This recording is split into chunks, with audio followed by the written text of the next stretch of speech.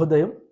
క్రీస్తునందు ప్రియమైన విశ్వాసులారా, సజీవుడు పునరుద్ధారణ యేసుక్రీస్తు వారి యొక్క శుభప్రదమైన నిరీక్షణ నామంలో మీ అందరికీ ఉదయకాల శుభాలు తెలియజేస్తూ, మరి డిసెంబర్ 2 దేవుడు మనల్ని అందరిని కూడా ప్రవేశపెట్టి ఈ ఉదయకాలం ఆయన స్వరమైనటువంటి కృపను దేవుడు మనకు దయచేయటాన్ని బట్టి మనం ఎంతగానో దేవునికి కృతజ్ఞతలు చెల్లించాల్సిన వారిగా ఉన్నాం.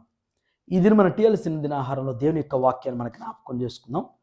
మత్తయి సువార్త 1వ అధ్యాయం 21వ వచనాన్ని చదువుకుందాం.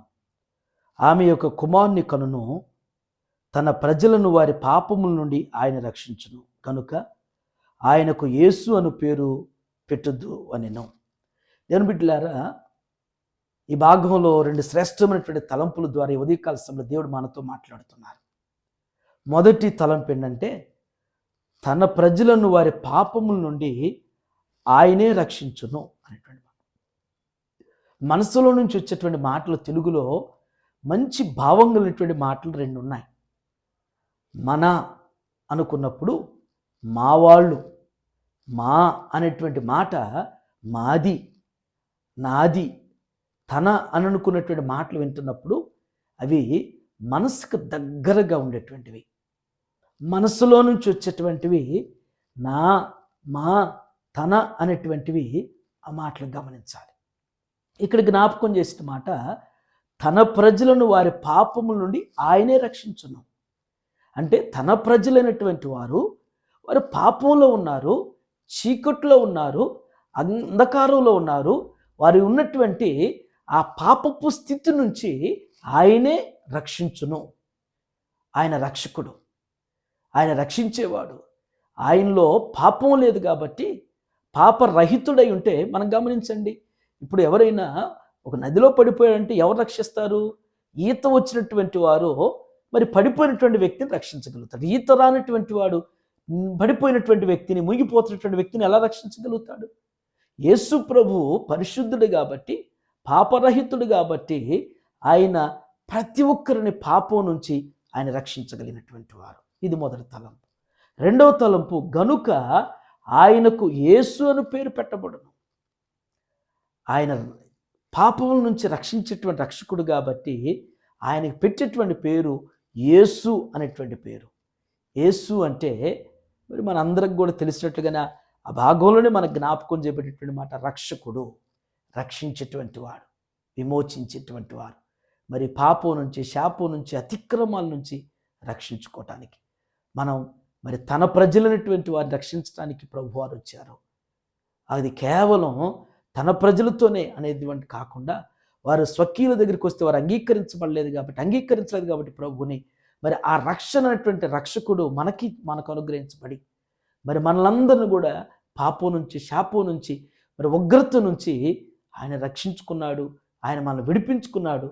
కాబట్టి మన జీవితాలకి మరొక సుదినాలైనటువంటి తరుణాలు మనకు అనుగ్రహిస్తూ, మరొక ఈ క్రిస్మస్ దినాల్లో దేవుడు మనల్ని నడిపించినందుకు దేవునికి మనం ఎంతగానో కృతజ్ఞతలు చెల్లిస్తూ, ఇంకా మారు మనసు లేక, రక్షించబడక, నామకార్థంగా పాపంలో ఇంకా దూరంగా ప్రభువుకు బ్రతుకుతున్నటువంటి వారిని ఇప్పటికైనా వారి వైపు తిరగాలని, ప్రభు వైపు తిరగాలని చెప్పేసి ఆయన ఆశిస్తున్నట్లుగా ఈ అంత్య దినాల్లో వారి జీవితంలో దేవుడు కార్యం జరిగించునుగాక.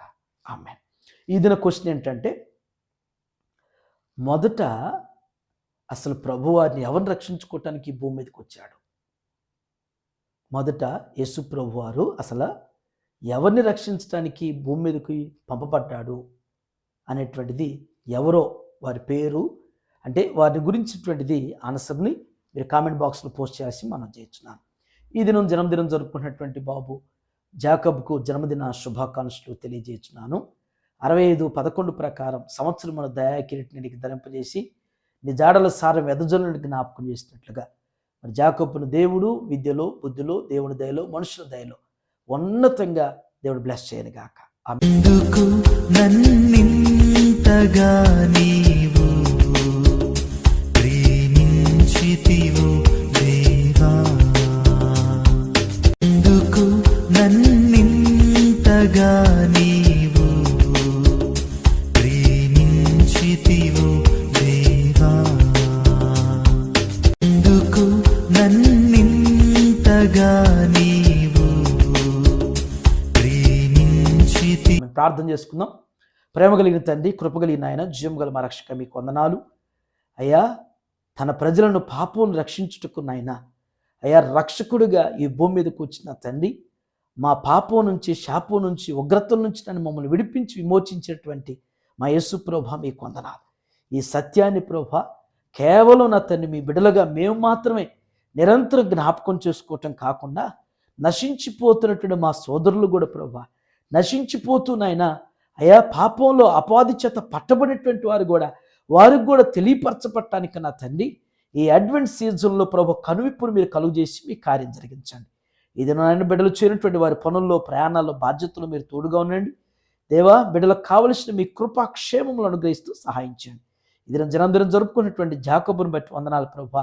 బిడ్డ యొక్క స్టడీస్లో మీ కృప దయచేయండి. తన ఉన్నతమైనటువంటి కెరీర్ను నీ కుమారునికి దయచేయండి. వారి తల్లిదండ్రులు ప్రభా, మరి సంతోష్ గారి దంపతులు మీరు ఆస్వాదించండి ప్రభా.